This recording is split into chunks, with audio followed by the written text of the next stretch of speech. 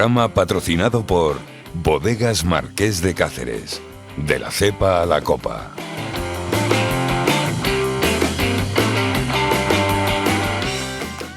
Buenos días y bienvenidos un día más a Inversión con Nombre Propio. En el programa de hoy, que iniciará la nueva temporada después del verano, tenemos el placer de contar con Isabel Cánovas del Castillo de JP Morgan. Buenos días, Isabel. Buenos días, Juan. ¿Qué tal todo? Fenomenal, fenomenal. Aquí estamos de vuelta al ruedo. ¿Vosotros? Muy bien, igualmente, después de un buen verano, ahora toca trabajar duro. Bien, realizaremos unos breves comentarios acerca de los principales mercados, renta variable, renta fija, y nos darán desde JP Morgan ciertas claves en la situación actual y el contexto en el que nos encontramos. Me gustaría empezar, Isabel, hablando especialmente de la renta variable, ¿no? Estamos en uno de los peores años en este mercado de la última década. Se han visto caídas en los principales mercados de cerca del 20%.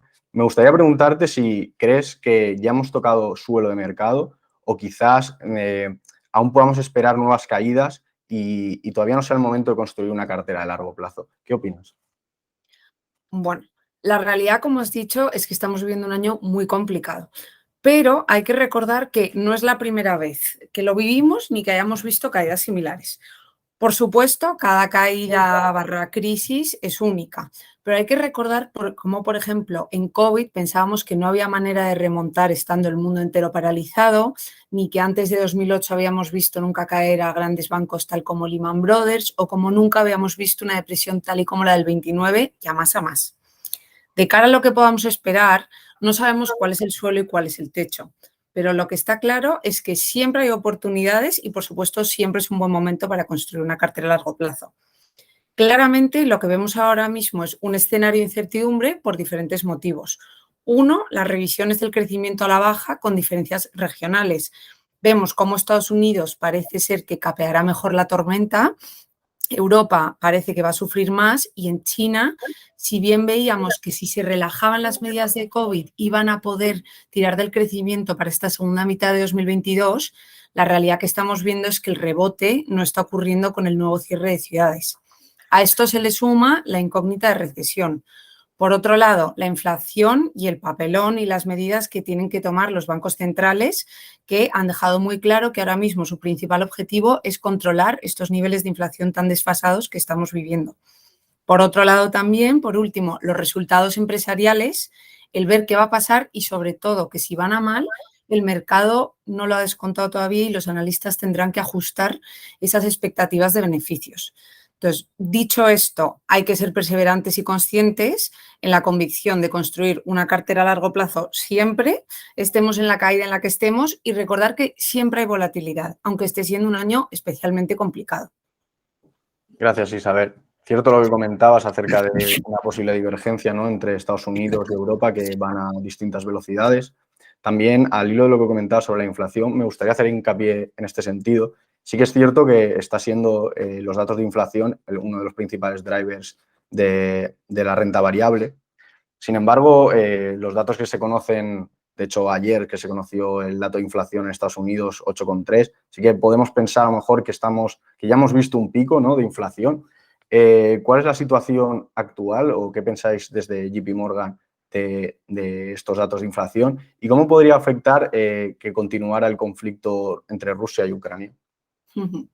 Bueno, lo primero de todo, como has dicho, Juan, y como decíamos, hay que ser conscientes de que los escenarios de inflación, tanto en Estados Unidos como en Europa, están en diferentes fases. En Estados Unidos somos conscientes de que de ver datos con una tendencia de bajada, esta tendencia va a ser de una manera muy gradual. Hay que ser conscientes de esto. Sin embargo, en Europa yo creo que todos somos conscientes que es una región que va a sufrir más esta última parte del año, a pesar de que haya aguantado bastante bien esta primera mitad del año y de que los datos del PIB sorprendiesen al alza, gracias a las medidas de estímulo.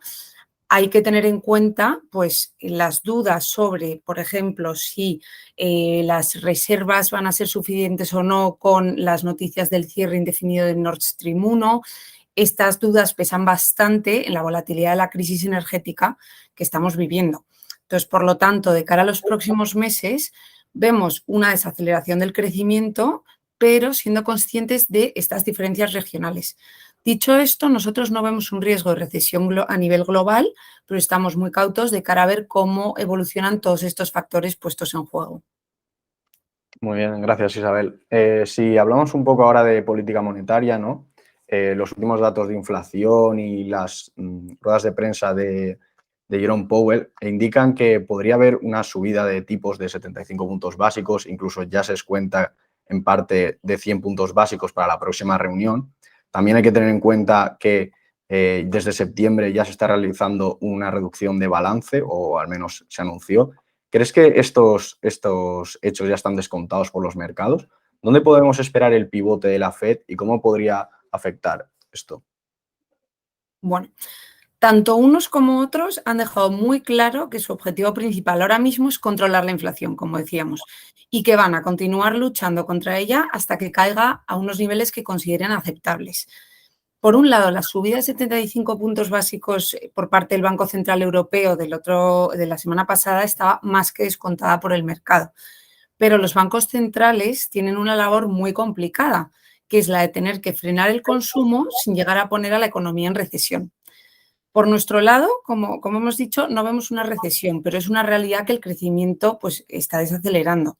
Y por este mismo motivo, la única forma de frenar la inflación por parte de la Fed es enfriar la economía tratando de conseguir pues, lo que llamaríamos un soft landing. Es esa ingeniería que les toca por su lado de intentar ajustar la balanza lo máximo posible. Gracias, Isabel. Por último, sí que me gustaría preguntarte también sobre la renta fija, ¿no? Los mercados de renta fija también están sufriendo en este año, están ofreciendo quizá los peores rendimientos desde la década de los 70. Y también hay que tener en cuenta, ¿no?, que tanto la inflación como la política monetaria también están afectando a estos mercados, como hemos dicho antes en la renta variable. También me gustaría comentar que creemos que estamos viendo oportunidades ya, ¿no?, de inversión en renta fija. Me gustaría preguntarte qué opináis vosotros desde JP Morgan en este sentido y dónde podemos encontrar más de estas oportunidades. ¿Es quizás un momento ahora de alargar la duración de nuestras carteras de renta fija? Pues mira, como has dicho, Juan, de cara a la renta fija, es verdad que hemos vivido el peor año desde hace décadas, principalmente al no haber actuado como colchón frente a las caídas de renta variable, que es lo que los inversores conservadores esperan cuando invierten en este tipo de activo y son probablemente quienes más hayan sufrido estas caídas de la renta fija. Dicho esto, aun siendo cierto que la renta fija lo ha tenido muy complicado este año, con las subidas de las tires que estamos viendo, podemos ver que este papel de colchón está volviendo. Entonces, con respecto a la duración que me preguntabas, nosotros, por ejemplo, hemos ido reduciendo la infraponderación que teníamos y hemos ido comprando un poco más de duración a medida que veíamos que los niveles que iban alcanzando las tires, sobre todo en Estados Unidos. Y dentro de lo que es nuestra asignación de renta fija, preferimos crédito de alta calidad crediticia frente al de baja. Ya que os he contado nuestro posicionamiento en renta fija, voy a aprovechar a contaros brevemente, si te parece bien, Juan, cómo están posicionadas nuestras carteras multiactivo en renta variable. Entonces, estamos ligeramente infraponderados en renta variable frente a renta fija. No hemos hecho grandes cambios frente a principios de verano, pero lo único que se ha puesto más en duda ha sido China, que era la única región en la que nos encontrábamos sobreponderados y en la que hemos reducido esta posición a medida que hemos visto la evolución de la situación en el país que hemos comentado antes. Para no alargarme mucho más, aunque esperamos un mercado volátil acompañando un entorno económico muy incierto, que es una realidad que todos estamos viviendo, nosotros, como he dicho antes, no reconocemos que hay una recesión a nivel global. Creo que en momentos como estos es muy importante volver a nuestros 7 principios de inversión a largo plazo que están disponibles para que os apoyéis en ellos, como por ejemplo, donde explican lo importante que es enfatizar el mantener la calma, evitar vender en el peor momento, porque todos sabemos que lo complicado no es cuándo salirse, sino cuándo volver a entrar habiendo no perdido parte de la recuperación. También hay que recordar que aunque es muy difícil, pero no hay que asustarse porque la volatilidad está dentro de lo normal.